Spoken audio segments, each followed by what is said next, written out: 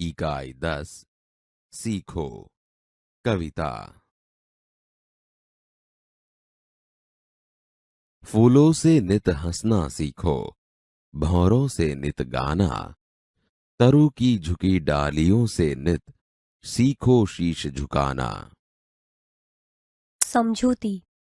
कवि कहते हैं, फूलों से हमेशा हंसना सीखो और भंवरों से नित गाना सीखो। तरु की डालियां झुकी हुई होती हैं, उनसे शीश झुकाना सीखो। सीख हवा के झोंकों से लो, कोमल भाव बहाना। दूध तथा पानी से सीखो, मिलना और मिलाना।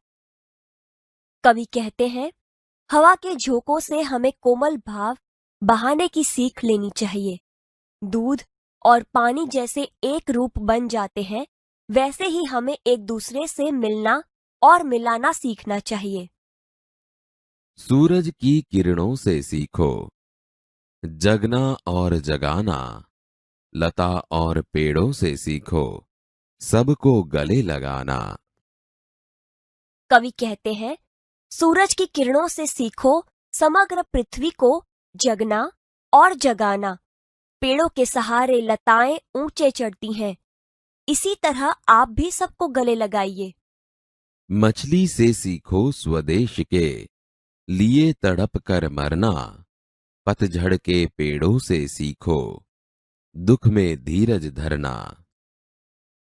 मछली का स्वदेश पानी है, उसे पानी से निकलने पर वह तड़प कर मर जाती है।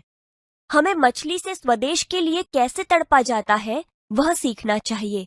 पतझड़ में पेड़ों से उसके पर्ण गिर जाते हैं। पेड़ पतझड़ में दुखी नहीं होता, बल्कि धीरज धरता है। दीपक से सीखो जितना हो सके अंधेरा हरना। पृथ्वी से सीखो प्राणी की सच्ची सेवा करना। कवि कहते हैं, हमें दीपक की तरह जितना हो सके उतना अंधेरा हरना चाहिए। पृथ्वी हमें पानी, धरती, हवा और जीवन देती है। हमें पृथ्वी की तरह प्राणियों की सच्ची सेवा करनी चाहिए। जलधारा से सीखो आगे जीवन पथ में बढ़ना। और धुएं से सीखो हरदम ऊंचे ही पर चढ़ना। कवि कहते हैं, हमें जलधारा से आगे ही बढ़ते रहना सीखना चाहिए। धुएं का स्वभाव हमेशा ऊंचे ही चढ़ना है, वैसे ही हमें ऊंचे ही चढ़ते रहना चाहिए। यहां अलग अलग शब्दों पर स्वर भार बदलने से वाक्य का अर्थ बदलता हुआ लगेगा। वाक्यों को सुनिए। 1. मैंने कल आपको यह किताब दी थी। 2. मैंने कल आपको यह किताब दी थी। 3. मैंने कल आपको यह किताब दी थी। 4.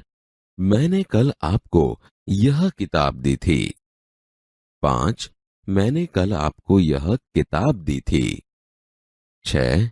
मैंने कल आपको यह किताब दी थी। यहां दर्शाए जाने वाले वाक्यों को स्वर भार देकर पढ़िए। 1. मेरे जन्मदिन पर दोस्तों ने मुझे उपहार दिया। 2. किसान ने बैल को रस्सी से कसकर बांधा। 3.